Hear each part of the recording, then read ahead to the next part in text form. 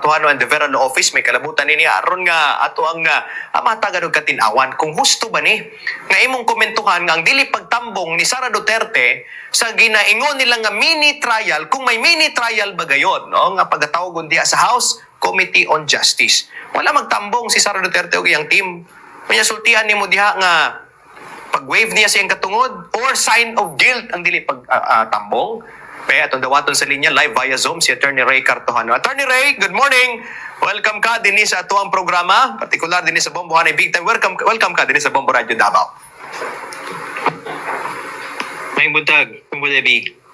Ayan, Attorney, direkta ta din sa atong pangutana kay human manggod sa unang hugna no sa kining impeachment hearing ni Sara Duterte, including unta ang ilang presensya kauban ng mga abogado, wala nila tambungan. May mga komento, attorney, sign of guilt daw ang wala pagtambong sa Vice Presidente ug ang iyang team. Tama ba ni nga komento gikan mismo sa Justice Committee, Attorney Ray? Kung atong tanawong context din na kung bulebi kaning role sa Congress no nga mo initiate, mo investigate. No, so mo nang scope sa trabaho sa atong mga kongresista no sa pag-initiate no pag-investigate wala dapat pre-judgment. Di na buong di sa kahimog mga judgment tungod kay ang naikatungod nga mahimog judgment ang atong impeachment court, ang atong Senado. So ang role lang sa atong mga prosecutors no kung i-align nato ni similarly sa dagan sa pag-prosecute og criminal cases no sa ato ang nasod mo prosecute no mo determine kung nakuha na bagud tong threshold no sa term nato na sa sa pagpadagan og kaning mga preliminary investigation bumbulebi kanang giningon nga prima facie no na basihan ba. No, not necessarily nga guilty pero based sa ilang appreciation sa atong mga investigators, pwede na bagong i-prosecute.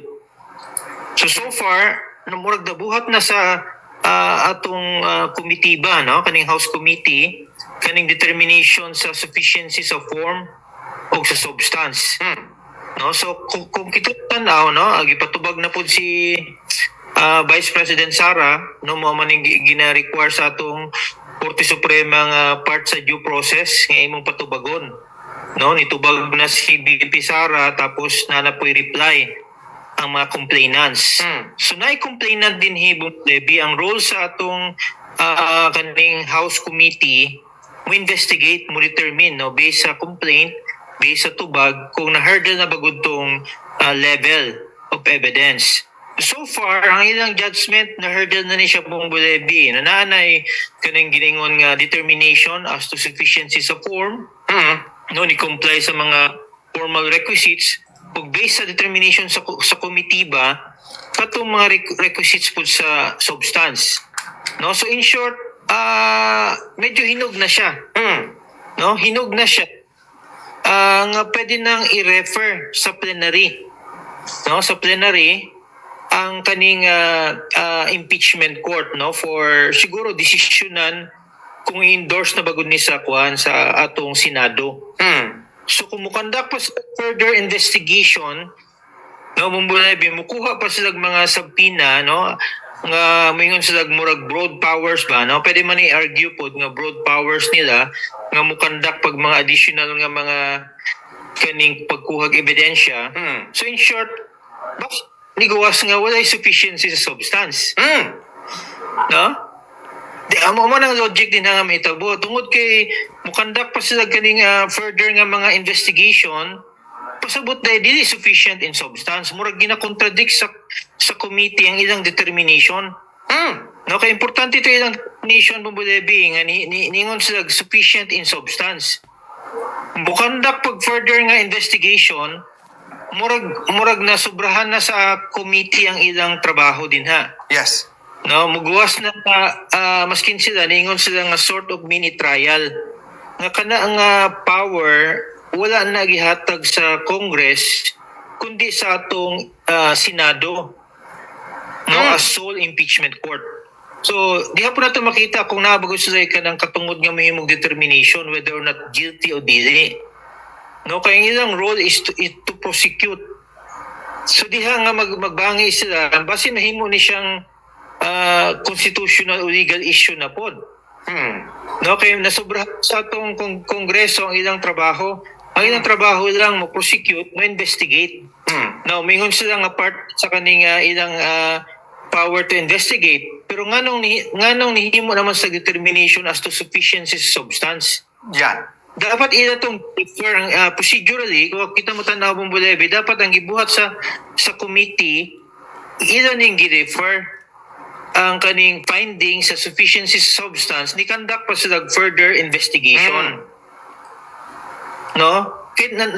As far as the committee is concerned, na buhat na nila ang ilang trabaho, nga hinog na ang ang complaint as to form, as to substance, nga pwede nang pagbutuhan sa plenary, nga i-endorse sa Senado. Murag kung sakot, murag na-stop sila ani Bumbolebe ba? No, sa ilang gibuhat nga determination. Dapat kung ako lang mo tanaw ba, sa akong pagtanaw, dapat ila tong gi-differ atong findings sa sufficient substance. Mingon sila as a matter of strategy tayo lang gibuhat ani kung natambagan sa ilang mga lawyers pod. Mingon sila di sila ka himog determination sa substance without mo conduct pag further investigation.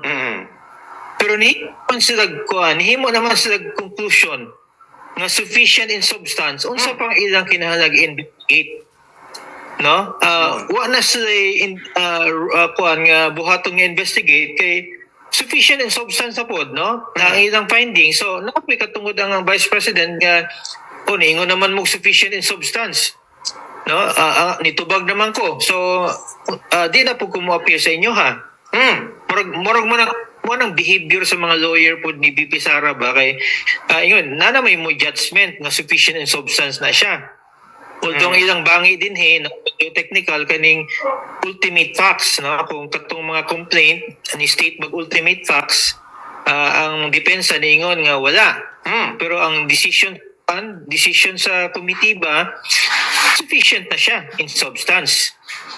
So in short, kung mukanda po sila further investigation, no, magaling nakatawan na to si Dean Rufus Rodriguez sa dati maning Dean sa sa usa ka law school, no, kung tanaw nimo sa qualification, mas qualified man sa mga abogado sa Justice Committee, no, being an academician o litigator pod. Niingon siya mura naman fishing expedition. No, in short, murag di kompleto ang inyong ebidensya. No, ang inyong ebidensya pag file atong complaint dapat naa dikto everything, no, na state na ninyo tanan. Ningon naman committee nga sufficient ang ang allegation, unsa pang iimbestigahan. So diha mo muguwas nga base mahimo ni siyang constitutional o legal issue. Yeah. No, nga decide ani ang atong Korte Suprema, no, tungod lagi nga na-exceed na po sa power sa atong Kongreso ang ilang authority nga ma-investigate. No, murag kaya na ni siya bumulebe ba, gusto nila ipakita nga guilty ang Vice President. Nga nasa yung mga statement kung di mo sipot automatic guilty di ay, no, murag ana mahimo sa statement, but di sila mabuhatan nga statement, ang ilang buhaton lang sufficient na ni nga complaint. Nga amo ning i-prosecute dito sa Senado, bahala na Senado pud mo decide. So morning nahitabo sa atong pagbugna ning provision sa impeachment sa atong atong konstitusyon nga naay checks and balances. No? Ang part sa Kongreso silang prosecutors, pero lahi po ang mo decide. Dili pwedeng ikaw ang mo prosecute, ikaw po mo decide. Dili na siya morning delikado nga gina-cross nga linya sa atong mga kongresista kay basi gusto po nilang mo prosecute, gusto po nilang mo decide. No, kanang decision na sa kaning jurisdiction sa atong Senado. Lastly, Attorney Ray, dabay posibilidad nga i-contest na po ni sa team ni Sara Duterte dito sa Korte Suprema na po, basig present na po diri ang kining grave abuse of discretion, basig masupalpal na po ning ginabuhat sa kinilang sa level sa House Committee on Justice, Attorney Ray.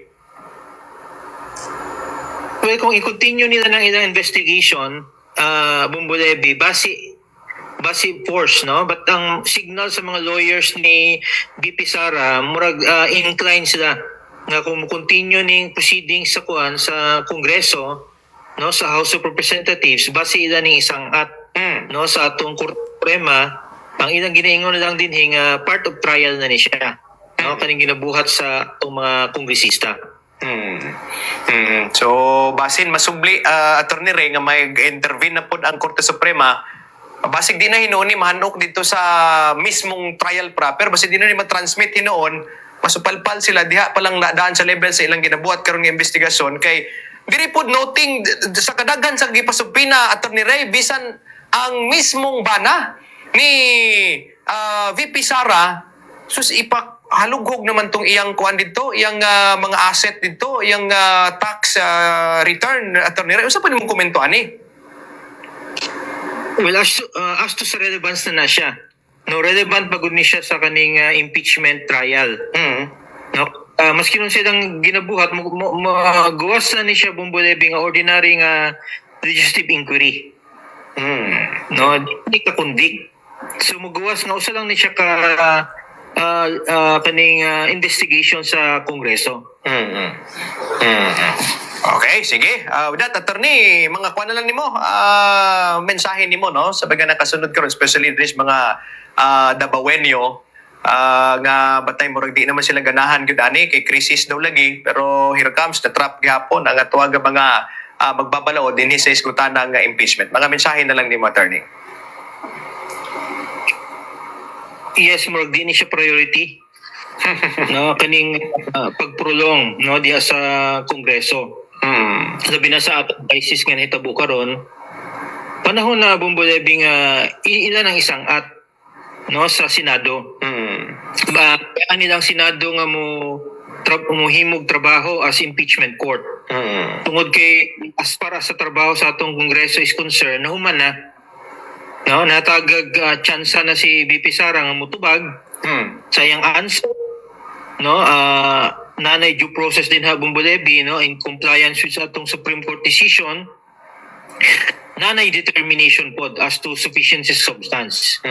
So kung mukanta og further investigation kana siya, no, akong personal opinion, excess authority sa atong mga kongresista na, no, nga pwedeng based sa authority sa atong Korte Suprema, pwede na i-consider as grave abuse of discretion. No, ako personal take, no, Bumbulebi. Iyon, Attorney Ray, daghan kayong salamat sa imong gigahin nga oras dinhi sa Bombo Radio Davao og amping ng kanunay. Thank you so much. Anytime, no, Bumbulebi. Si Attorney Ray Cartojano, mga kabombo, ag CEO sa Cartojano and De Vera Law Office, nakauban na to, aran nga mayagyagan usab kita, no? Mga pagsabot ni inig ipadagan diha nga grabe naman ni kalapad ka investigasyon nga murag diskresyon naman untagod ni sa Senado, no?